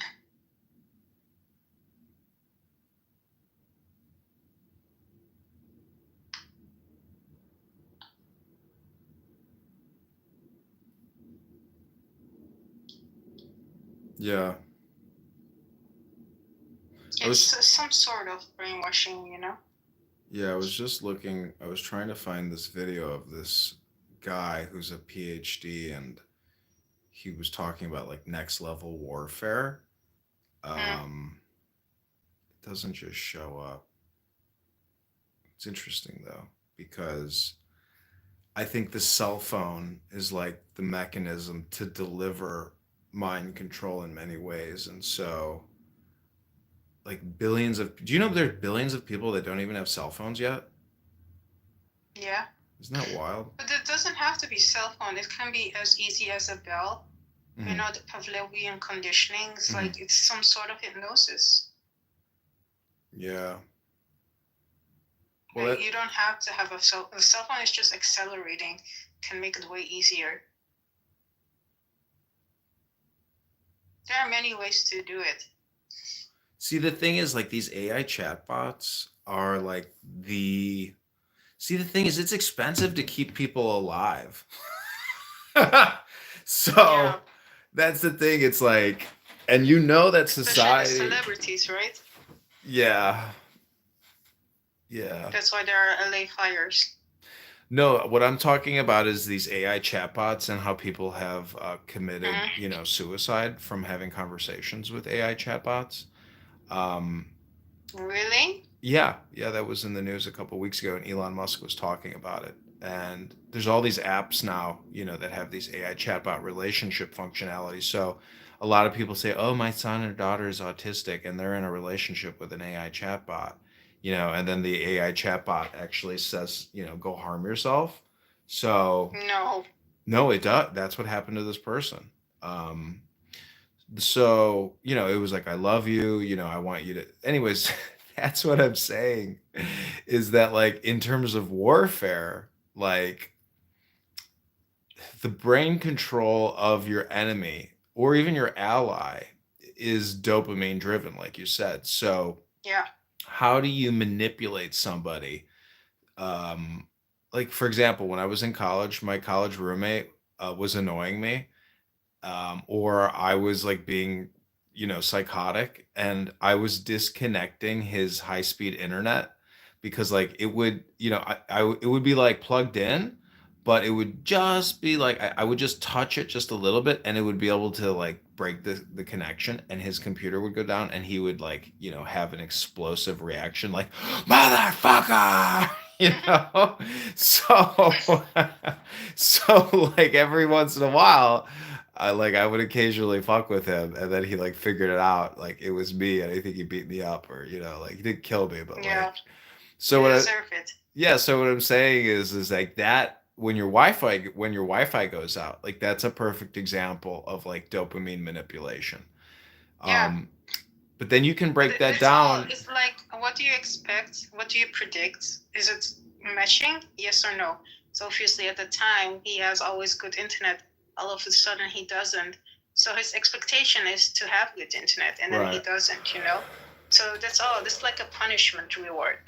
Punishment type of conditioning someone. You have punishment and rewarding. But how do you do it at scale with the herd? You do it through a platformization effect of like TikTok, Instagram, YouTube, where they just string you along long enough to basically just make you ineffective. So that would be like how to win the war, meaning that their armies, like in Vietnam and other wars, there's a female speaking on the radio, lay down your weapons, surrender, and we will, reward you with freedom and food and housing, and you won't have to fight anymore for your leaders or like that type of misinformation or reverse hypnosis. So what I'm saying is, once you have that internet connection, you have a solid dopamine bridge between your brain and the incoming information slash dopamine. So what I'm saying is like you can break that down into 100,000 subcategories of dopamine manipulation. So what you're trying to do is you're trying to look at information or bits of information in terms of dopamine, just purely dopamine, and you're agnostic to what the information is coming in. Like it doesn't matter if it's pornography, it doesn't matter if it's news or fake news, or so what I'm saying is like you can look at manipulation agnostically without any kind of judgment or opinion on what information that person is taking in. The whole point is to try to manipulate not the information but the dopamine itself. I don't know if that makes any sense. Like it's really a way to look at herd dopamine and herd psychology, I guess. But manipulating what they're ingesting and controlling it in order to win by exhaustion or win by neutering them, and also what they're Yes. pushing out. So it's not just what they're taking in; it's really primarily what they're pushing out is also what you're trying to manipulate, and their And audience. you always need something novel introduced because, like, for example, with Yeah. pornography, if the world only has 1,000 videos, in the beginning it will still be exciting because you have 1,000 videos to scroll through. But then, at some point you've seen it, not maybe all, but like that there's nothing new, and it wouldn't be as addicting as having infinite amounts of videos where something new might pop up that you have never seen. That's what makes porn, for example, addictive. Not really the video itself, but I mean, obviously there's some dopamine involved, there's some reward involved, but given that there are so many new videos that you can see, and something exciting, something new, that's also very important for your dopamine feedback loop. When you dream, it's like almost a process of forgetting because like if you look at porn for 20 years and you've looked at 84,000 porn videos at a composite of 655 hours or something, that's all technically in your memory. you know, Yeah. but it's also purged from your memory. And you can, visualize what is in your memory for pornography. This is actually also probably an interesting mechanism or vehicle of discovery in terms of like brain science, like utilizing porn as a way to like understand brain functionality and brain manipulation at the dopamine level, because it probably produces the highest number of internal dopamine. um, what about external dopamine, like in terms of like not picture or video created dopamine, but like can you take in a dopamine injection or like a huff to generate Yeah. dopamine? Yeah. Cocaine. Cocaine, yeah. Beer, I mean, all alcohol, all intoxicants produce a corollary dopamine response. Um, I have read that alcohol and cannabis produce like tenfold the amount of dopamine. Like if you just do cannabis, it's not the same high as if you incorporate that with ethanol. So the pairings, chemically of the tetrahydrocannabinoid delta 9 and the ethanol molecules, like this is why chemistry and philosophy, or chemistry and ritual, go hand in hand.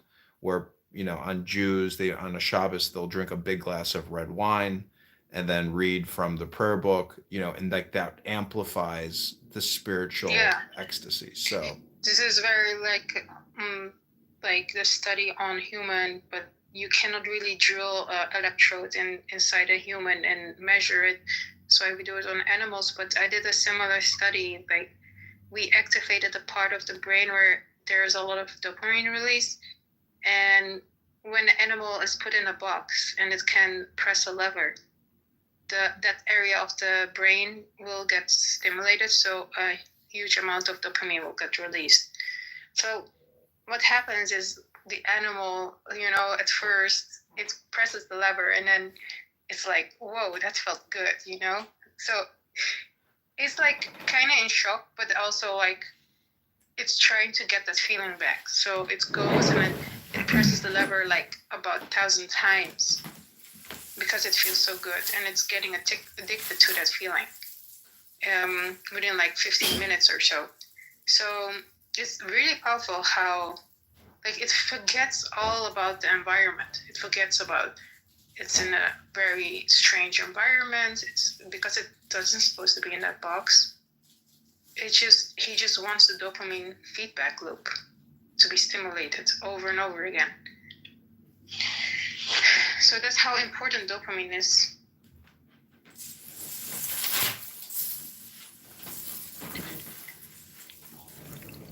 So, I mean, in terms of your, sorry, I'm eating a chocolate caramel and my dopamine is flaring.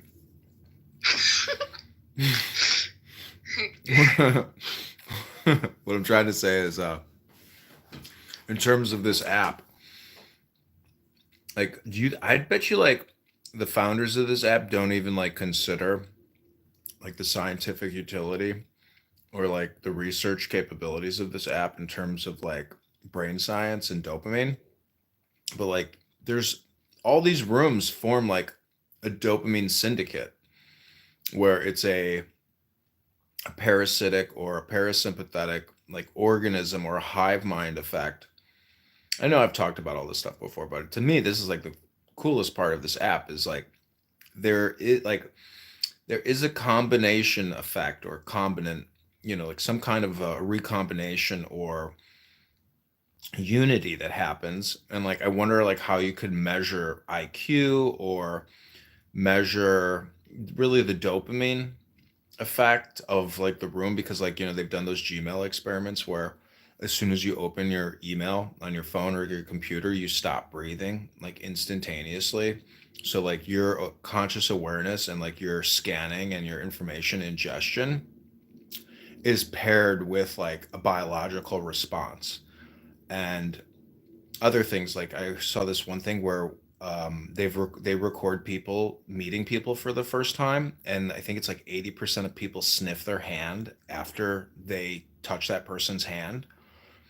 So there's like this out like animal chemical like subconscious activity, which is ingrained in our, behavior. So like this app would be a good way to do like brain science research, but also like group dynamic research within the field of dopamine feedback response or communication transmission. I know I'm really rambling, but this app is very interesting in that regard. Like, I'm just giving you an assumption, but what makes this app so addictive is that the conversations you can have on this app is very unexpected. Like, people come in and out. Sometimes they fight. Sometimes sometimes somebody super interesting comes in, or you have a super interesting conversation between. Like, it makes more interesting to be on this app than in real life, because in real life, people are not like coming in and out like all of a sudden. And when they come in and out, it's like very intense, very stimulating in a way. Like, it just doesn't meet your expectations in normal day life conversations. People will not be. Yeah, I mean, there are some encounters where you feel like, what the fuck's going on? But usually it's not like super like different than you would expect the conversation to go. And here people like a little bit more bold. Okay, so in terms of like flaring the dopamine, though, the pairing of opposites, or like you said, the unexpected. So that hyper dynamic variable, experience where if somebody is talking about something like for example, I went into this room full of atheists today. This guy was talking about an apple and going into like describing an apple or something. I came up was like, Jesus Christ, are you still eating apples? It's like that, that even though it's a negative for that person listening, it still like flares their dopamine. So even if like you're getting made fun of, or what I'm saying is that dopamine is a double-edged sword, and the brain doesn't care whether it's a double-edged sword. It's still dopamine. So that's like the funniest thing about this app in many ways is a lot of these rooms you can go in because they're public and you can just reverse everything they're saying, and them will kick you, but they will also get that dopamine. Plus they get the value add of the kick.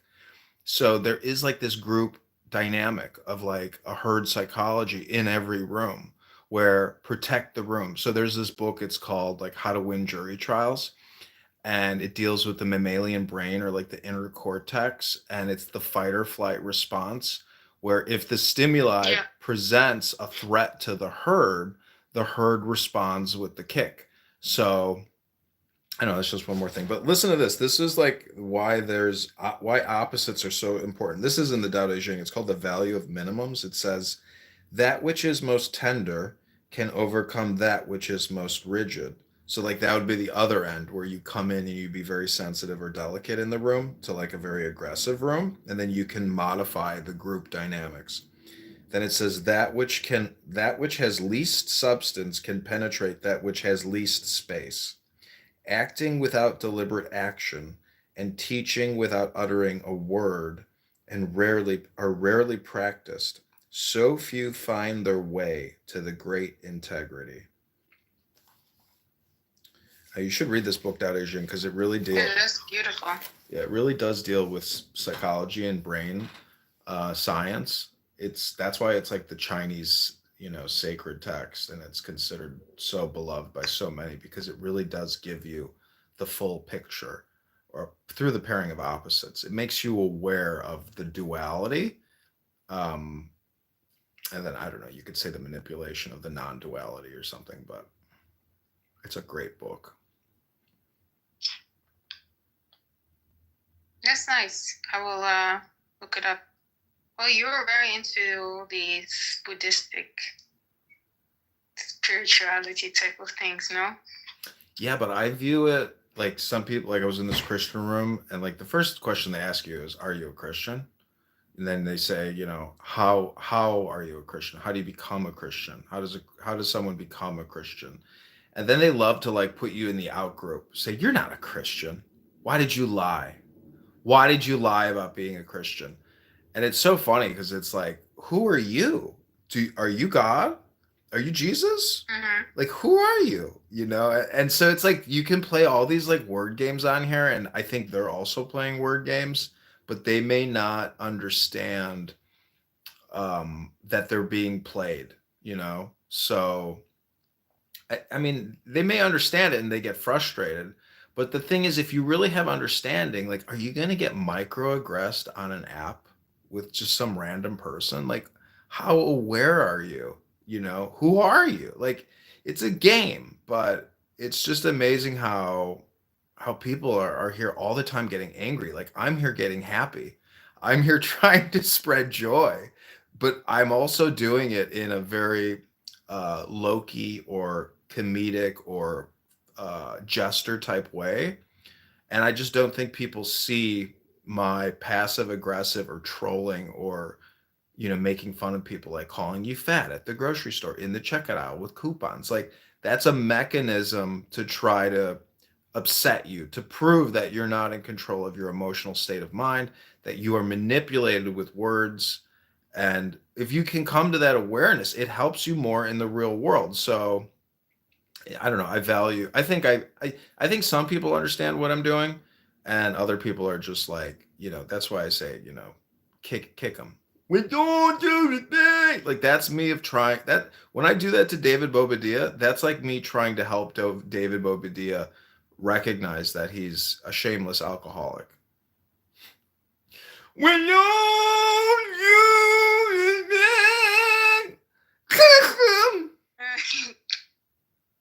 like, that's got to be shameful, right? That's got to be embarrassing for David when he hears somebody imitating him. But then David thinks he's cool and like, I'm a loser, you know? And that's the thing. It's like, am I a loser? Maybe.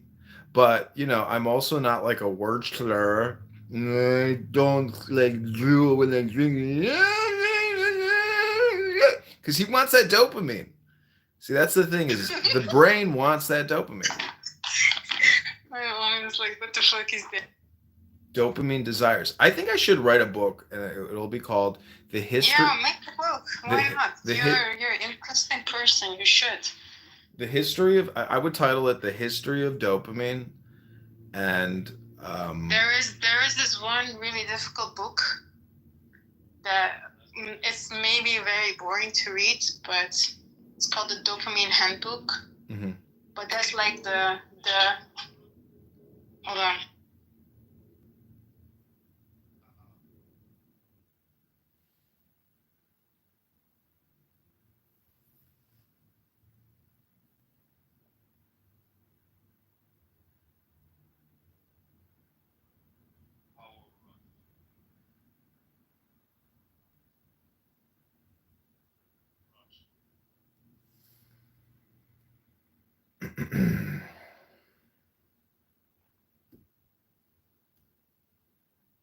Hello?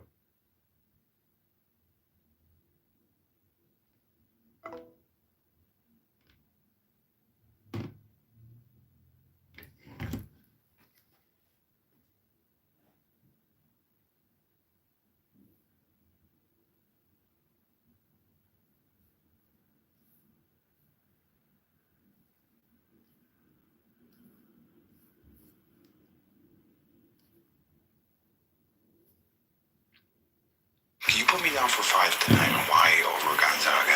I have it. I have the money. I literally have the money right here in my hand. I'm looking at it. Hey, JP? JP? How's everybody feeling tonight? That's okay, but I mean, let's play some cards, huh? Aces are good, right? I'm usually good at reading people, right? But you're all over the map. I can't spot your toe. Oh. You wanna know why? Yeah. I don't care about winning. Where did you come from? I got nobody. What do you have for me today? Couple of weeks. Don't worry about it. Tomorrow. No. I'll send Tim to drop you a visit. There's no need to bring him into all this. Can I ask you a personal question? How much do you owe? A lot. To who?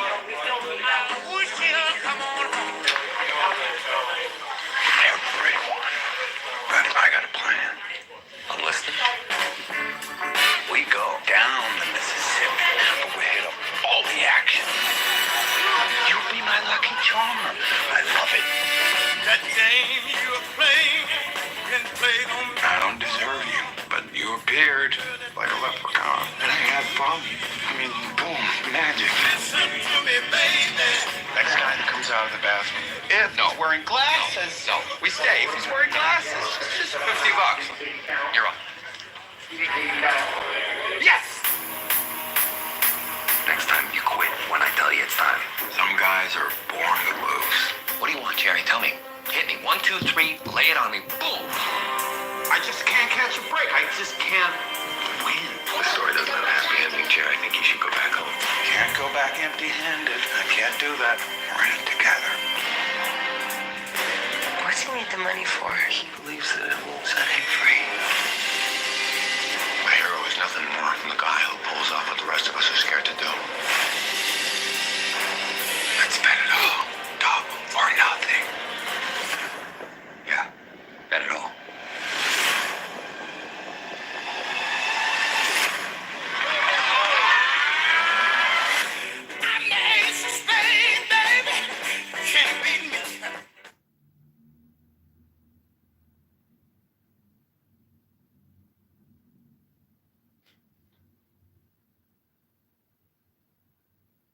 Okay, this is dopamine.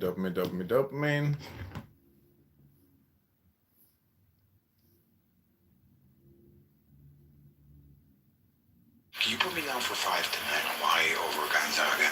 I have it. I have the money. I literally have the money right here in my hand. I'm looking at it. Hey, JP? JP? How's everybody feeling tonight? That's okay, but I mean, let's play some cards, huh? Aces are good. I'm usually good at reading people, right? But you were all over the map. I can't spot your toe. Oh, wanna know why? I don't care about winning. Where did you come from? What do you have for me today? Couple of weeks. Don't worry about it. Tomorrow. No. I'll send Tim to drop you a visit. No, there's no need to bring him into all this. Can I ask you a personal question? How much do you owe? A lot. To who?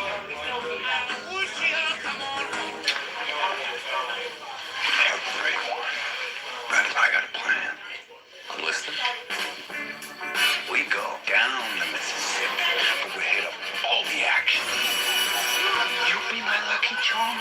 I love it. That game you are playing been played on. I don't deserve you, but you appeared like a leprechaun. And I had fun. I mean, boom, magic. Listen to me, baby. Next guy that comes out of the bathroom. If not wearing glasses. No, we stay. If he's wearing glasses, just $50. You're on. Yes! Next time you quit when I tell you it's time. Some guys are born to lose. What do you want, Jerry? Tell me. Hit me. 1, 2, 3. Lay it on me. Boom. I just can't catch a break. I just can't win. The story doesn't have a happy ending, Jerry. I think you should go back home. Can't go back empty-handed. I can't do that. We're in it together. What's he need the money for? He believes that it will set him free. My hero is nothing more than the guy who pulls off what the rest of us are scared to do. Let's bet it all. Double or nothing.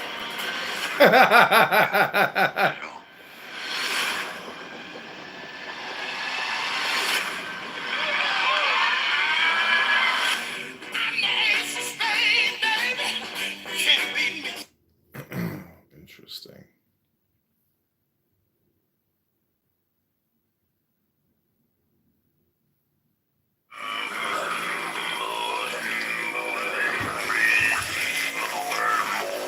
Why does the Baron need us? Harkonnens outnumber the Atreides. Atreides legions are the finest in the Imperium. Trained by Gurney Halleck, Duncan, Idaho. We are the Saraduka, the Emperor's blades. Those who stand against us fall. Just so. 3 battalions.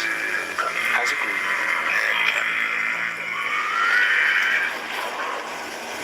The Emperor commands it. It is done.